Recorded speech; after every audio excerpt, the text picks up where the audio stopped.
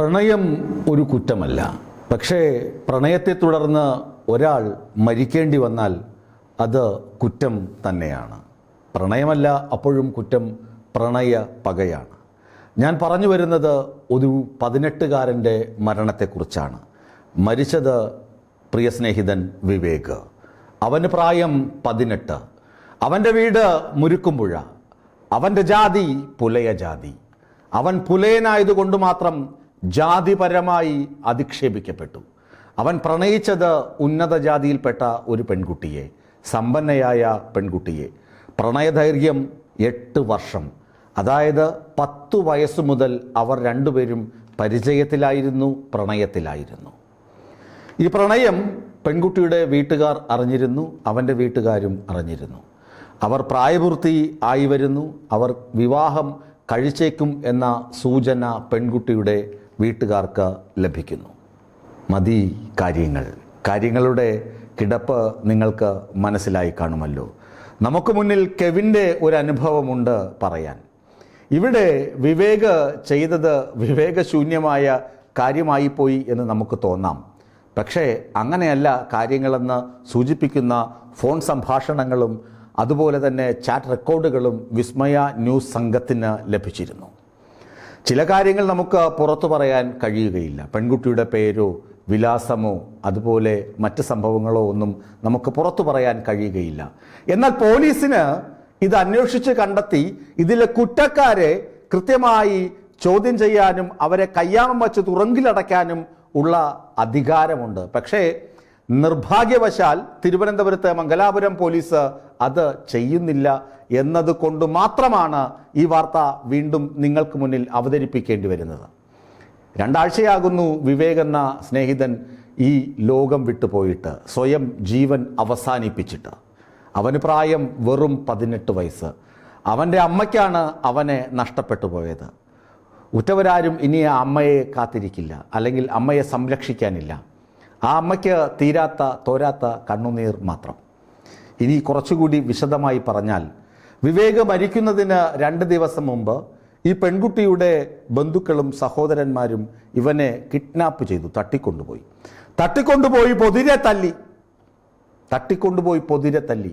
അതും കരഞ്ഞുകൊണ്ട് ആ പയ്യൻ ഈ പെൺകുട്ടിയോട് വിളിച്ചു പറയുന്നുണ്ട്, ഫോണിൽ വിളിച്ചു പറയുന്നുണ്ട്, കരഞ്ഞുകൊണ്ട് പറയുന്നുണ്ട്, വിളിച്ചു പറയുന്നുണ്ട്, എന്നെ നിന്റെ ബന്ധുക്കൾ പൊതിരെ തല്ലി, നീ എന്നെ ചതിക്കരുത്, നീ എനിക്കൊപ്പം ഉണ്ടാകണം എന്ന് പറയുന്നുണ്ട്. എനിക്കൊന്നും പോകാനിരുന്നു, അത് മാത്രം മതി, ഞാനൊന്നും വേണ്ട, കാലൊടിക്കടിക്കുന്നു. പക്ഷെ ആ പെൺകുട്ടിക്ക് മറുപടി പറയാൻ പറ്റുന്നില്ല. എന്നിട്ട് പെൺകുട്ടിയുടെ വീട്ടുകാരോട് പറയുന്ന ഫോൺ സംഭാഷണവും ഞങ്ങൾക്ക് കിട്ടി.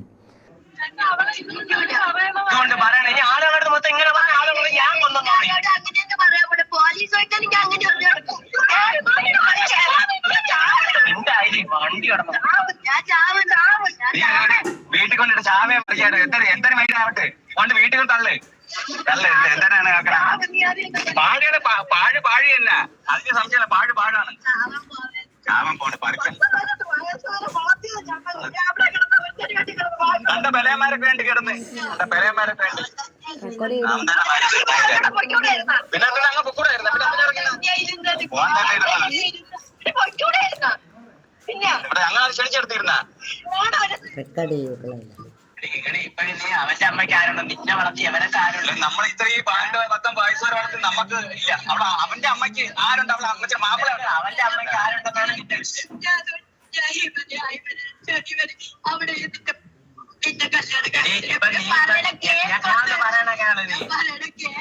ഞാൻ ഒന്ന്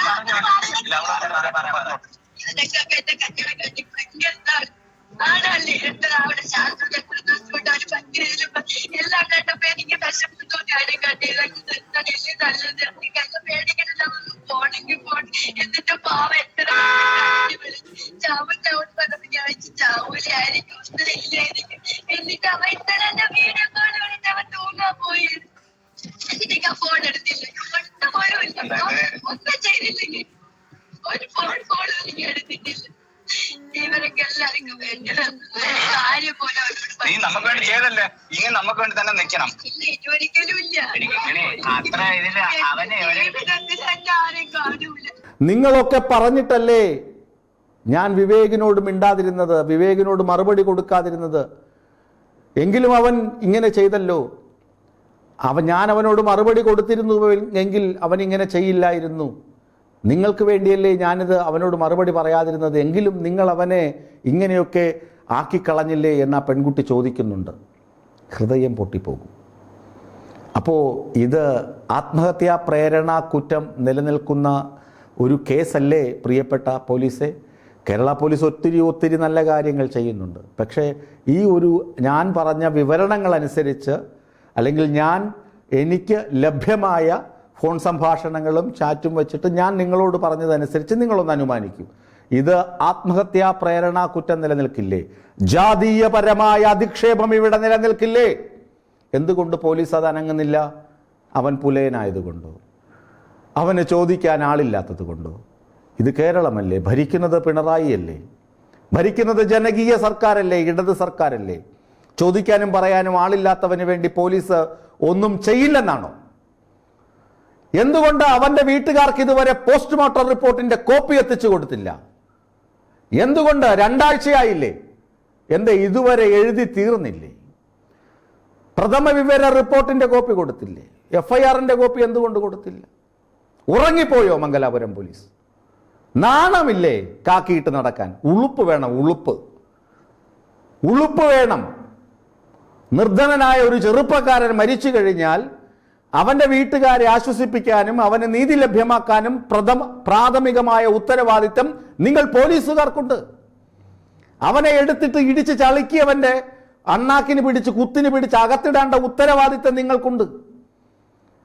അവന്റെ ശരീരത്തിൽ ചതവോ ഒടിവോ എന്തെങ്കിലും ഉണ്ടെങ്കിൽ, പോസ്റ്റ്മോർട്ടം റിപ്പോർട്ടിൽ അങ്ങനെ ഉണ്ടെങ്കിൽ അത് പരിശോധിക്കേണ്ട ഉത്തരവാദിത്തം നിങ്ങൾക്കുണ്ട്.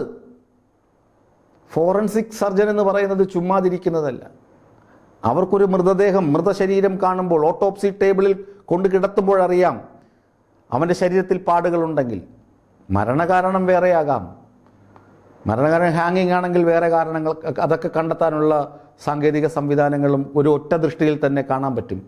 പക്ഷേ അവൻ്റെ ശരീരത്തിൽ 2 ദിവസം മുമ്പ് മർദ്ദനമേറ്റിട്ടുണ്ടെങ്കിൽ അതിൻ്റെ പാടുകൾ കണ്ടാൽ അറിയാം. അത് എഴുതി വെക്കും, അവൻ്റെ ശരീരത്തിൽ പാടും ചതവുകളും ഉണ്ടായിരുന്നുവെന്ന്. അവൻ അധിക്ഷേപിച്ചതിന് അവൻ്റെ ഫോൺ സംഭാഷണമില്ലേ? അവൻ്റെ ഫോണ് ഒന്ന് എടുത്ത് പരിശോധിച്ചൂടെ നിങ്ങൾക്ക്? ചെയ്യാൻ പാടില്ലേ? ആ അമ്മയ്ക്ക് അതൊരു ആശ്വാസമാകില്ലേ? എൻ്റെ മകനെ അവർ കൊണ്ടുപോയി മർദ്ദിച്ചു, എൻ്റെ മകൻ പ്രണയിച്ചതിന്.